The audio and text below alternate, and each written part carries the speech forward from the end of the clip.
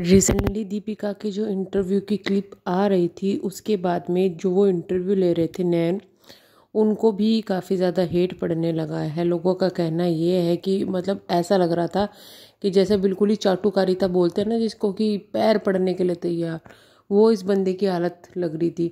An ideal couple, मेरी favourite, ये वो, मतलब ऐसा लग रहा था कि बस बस किसी तरीके से इंटरव्यू मिल जाए, या फिर ये कहे कि भाई पेड पीआर की तरह ऐसा लग रहा था कि भाई वो जैसे बुलाने के पैसे लेते ना, कोई कोई इंटरव्यू ऐसे लेते हैं कि भाई हम पैसे देंगे, आप हमें बुलाओ जिससे कि हमारी इमेज क्लियर हो सके। ऐसे अरमान मलिक बहुत करते हैं इस तरीके के इंटरव्यू। तो ऐसा लग रहा है कि दीपिका ने भी शायद पैसे दिए हैं कि भाई मैं पैसे दूंगी तुम्हें और तुम मुझे बुलाओ, इंटरव्यू होगा, मेरा इंटरव्यू लेना, मेरे हिसाब के तुम सवाल पूछ लेना और मैं अपने हिसाब के जवाब दे दूंगी, प्लस मेरी जो इमेज है वो भी क्लीन हो जाएगी और जो मेरे ऊपर इल्ज़ाम लग रहा है बेटी है वो भी क्लीन हो जाएगी। एक बात ना यहाँ पे काफ़ी अजीब सी लग रही है कि जो ये बेटी वाला मामला था ना, ये जब इनका बेटा होने वाला था उससे भी पहले से चल रहा है। तो ये लोग इतने टाइम से उसको चुप थे, लेकिन अब जब बोलना शुरू किया तो लगातार बार बार उसी चीज़ के बारे में बोले जा रहे हैं। मतलब ये है कि ठीक है, इमेज क्लीन करनी है इन लोगों को, साथ साथ में जिस तरीके से भाई इनको काम नहीं मिल रहा था। अब दीपिका ने जानबूझकर अपना काम छोड़ दिया, जानबूझ के पता ही नहीं क्यों छोड़ा, कि भाई जैसे रोज़े वगैरह का टाइम ये आ रहा था, इसकी वजह से छोड़ा और बहाना लिया, ये भी हो सकता है। या फिर उसको डर था कि वो जो हार जाएगी, हार मैडम से बर्दाश्त नहीं हो जाएगी, तो ये भी हो सकता है कि इस वजह से छोड़ा हो। बहुत रीज़न हो सकते हैं छोड़ने के लिए, लेकिन हाँ, जो रीज़न दिया गया था वो ज़रूर बहुत बड़ा झूठ बोला था। तो समझ में नहीं आता कि भाई इतने इतने टाइम के बाद में तुम्हें शो मिला, तुमने इतनी हाइप बना दी, शो और उसके बाद में तुमने एक झूठ बोल बोल के उसको छोड़ दिया।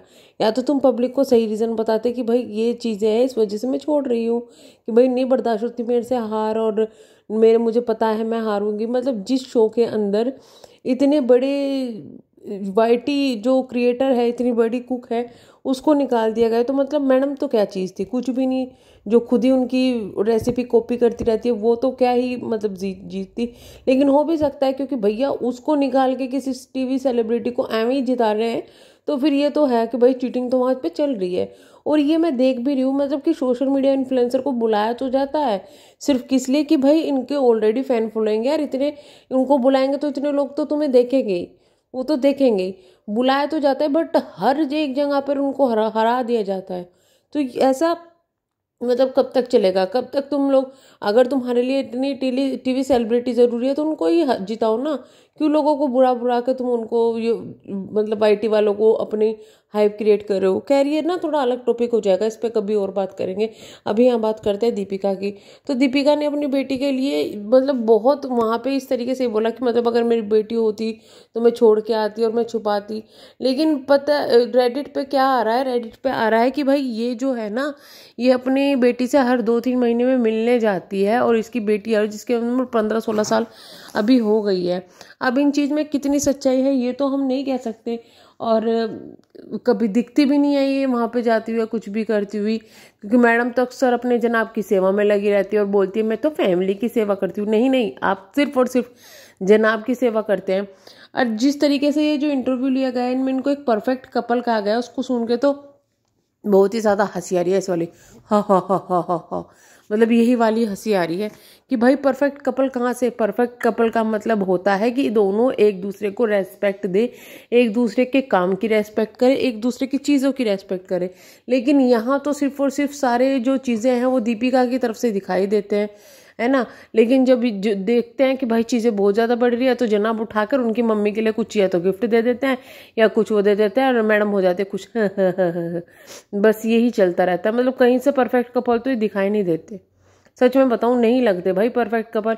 इन्होंने परफेक्ट कपल देखे ही नहीं। परफेक्ट कपल होता है संभावना जैसे, जो आपस में हंसी मजाक भी करते हैं, एक दूसरे के मजाक बनाते रहते हैं, लड़ते भी हैं, प्यार भी करते हैं। ये होते हैं परफेक्ट कपल, ना कि इन लोगों की जैसे सिर्फ और सिर्फ स्वीटनेस इतनी भर भर के कूट के। आप खुद सोचो, क्या ऐसा कोई कपल होगा जिनकी कभी लड़ाई नहीं बसती हो, जिनकी आपस में खींचातानी ना होती है। कपल तो वही है ना कि आपस में मौज मस्ती कर रहे हैं, या फिर सिर्फ और सिर्फ यही दिखावा।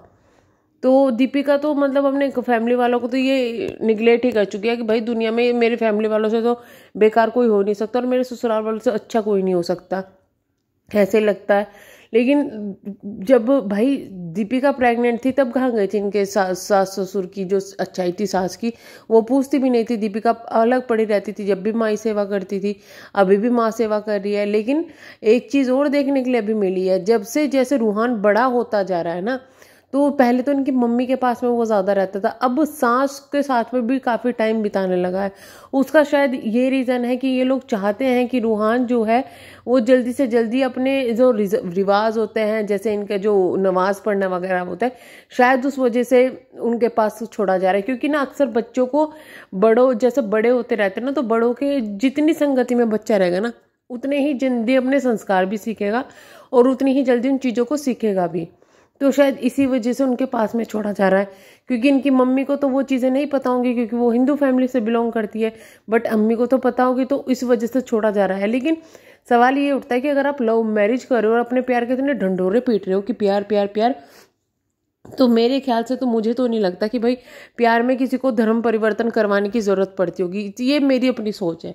मतलब प्यार करते हो तो अच्छी तरीके से करो, ना कि किसी को बदल के तुम प्यार कर रहे हो, तो वो कैसा प्यार है। और वो भी सिर्फ एक तरफा बदला जा रहा है हर चीज़ में।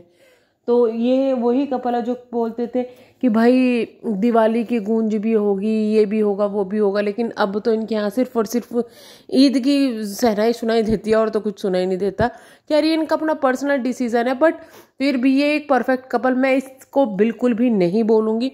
क्योंकि इस परफेक्ट कपल में परफेक्ट होने के लिए सिर्फ और सिर्फ सारे बलिदान दीपिका की तरफ से दिए जा रहे हैं, ना कि जनाब की तरफ से। फेकनेस फेकनेस फेकनेस दिखाई देती है और कुछ नहीं दिखाई देता इस कपल के अंदर। और जो ये नैन है जो इंटरव्यू इनके ले रहे हैं, ये तो ना मतलब इनकी पता है क्या बात है, ये तो हर एक वीडियो में बोलते हैं कि हर एक कपल को, जैसे कि गुरमीत और देबीना इनके यहाँ पे आई थी, उनको भी दीबिना है दीबिना इनके यहाँ आई थी, उनको भी इन्होंने परफेक्ट कपल बोलता है। इतना ही नहीं, अंकिता और विक्की को भी, जो भाई 24 घंटे लड़ते ही रहते हैं, मतलब इतना भी ज़्यादा लड़ाई अच्छी नहीं लगती। दीपिका अंकिता का बिहेवियर सबने देखा है, तो इतने भी ज़्यादा अच्छी नहीं लगती, तो उनको भी इन्होंने परफेक्ट कपल कहा था। मतलब ये हर एक को परफेक्ट कपल बोलते हैं। लेकिन ये सच्ची है कि बहुत से लोग सिर्फ और सिर्फ पैसा लेके इंटरव्यू लेते हैं इमेज को क्लीन करने के लिए, और यहाँ पर भी ये इंटरव्यू ऐसा ही दिखाई दे रहा है। मुझे तो इन इंटरव्यूज़ के पर्पज़ ही नहीं पता चलते, जहाँ पर ऑलरेडी जो है क्वेश्चंस की लिस्ट थमा दी जाती है कि देखो ये आपको पूछना है, और ऑलरेडी सब चीज़ें होती है। क्यों नहीं पहले कभी किसी को इंटरव्यू लेने वाले ने ये क्वेश्चन पुटअप किया इनकी बेटी वाला, ये अभी से पुटअप क्यों लगा जब इन्होंने खुद अपने जो चैनल है उस पर ये चीज़ें उठा दी। अच्छा ये चीज़ें देखो जनाब किस तरीके से दीपिका का जो है फ़ायदा उठाते हैं। जनाब ने ये भी चीज़ें इंटरव्यू वाली और बेटी वाली, मतलब बेटी वाली जो चीज़ है वो भी अपने चैनल पर बताई, ना कि किसके, मैडम के चैनल पर। और अब ये मत कहेगा दोनों एक है वो एक है, नहीं नहीं, दोनों के पैसे अलग होते हैं। क्योंकि शोएब जी का, जनाब का कहना था जब इन्होंने उनकी मदर को गिफ्ट किया था कि मेरी तरफ से हम लोगों ने लिया है, हमने लिया है, तो भाई है अलग अलग तो कुछ ना कुछ तो है, प्रॉपर्टी और पैसा तो भाई अलग अलग है ये। तो चलिए हम करते हैं यहाँ पर वीडियो को एंड, मिलेंगे हम नेक्स्ट वीडियो में, तब तक के लिए bye bye, thank you so much.